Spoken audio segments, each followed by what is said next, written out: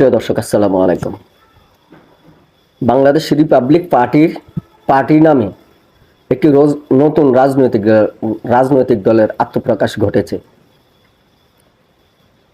দর্শক, আত্মপ্রকাশ করেছে নতুন রাজনৈতিক দল বাংলাদেশ রিপাবলিক পার্টি। সবার উপরে দেশ স্লোগান নিয়ে শুক্রবার বিকেলে আনুষ্ঠানিকভাবে আত্মপ্রকাশ করে দলটির সাবেক সামরিক কর্মকর্তা, চিকিৎসক, প্রকৌশলী, শিক্ষক, আইনজীবী সহ বিভিন্ন শ্রেণী পেশার দেশপ্রেমিক নাগরিকদের উদ্যোগে এই রাজনৈতিক দল গঠিত হয়েছে বলে জানা যায়। নতুন এই রাজনৈতিক দলের নেতৃত্বে রয়েছেন লেফটেন্যান্ট কমান্ডার অবসরপ্রাপ্ত মোহাম্মদ মেহেদী হাসান, ক্যাপ্টেন অবসরপ্রাপ্ত মোহাম্মদ শফিকুর ইসলাম প্রমুখ।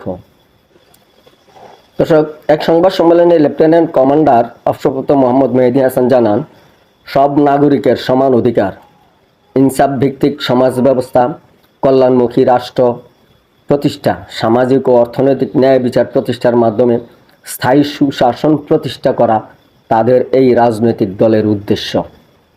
তিনি বলেন, অন্তর্বর্তীকালীন সরকার ও প্রচলিত রাজনৈতিক দলগুলো জুলাই বিপ্লবের মূল চেতনা থেকে সরে এসেছে।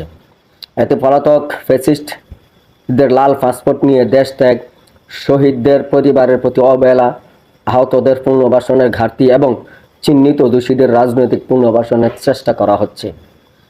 ক্যাপ্টেন অবসরপ্রাপ্ত মোহাম্মদ শফিকুর ইসলাম জানান, নতুন দলের উদ্দেশ্য হচ্ছে এটি ক্ষমতার লোভ নয়, বরং সুশাসন, ন্যায় বিচার ও জনকল্যাণ প্রতিষ্ঠার জন্যই কাজ করবে। দর্শক, রাজনীতিকে ব্যবসা হিসেবে নয়, বরং পবিত্র দায়িত্ব হিসেবে দায়িত্ব পালন করতে চান। রাজনীতি মানে অনেকের কাছে চাঁদাবাজি, দুর্নীতি, অপকর্মে জড়িত হওয়ার অন্যতম মাধ্যম। তার দল সেসব থেকে ভিন্ন কিছু করতে চায়। এখানে কোনো অসৎ লোকের স্থান হবে না বলে হুঁশিয়ারি দেন তিনি।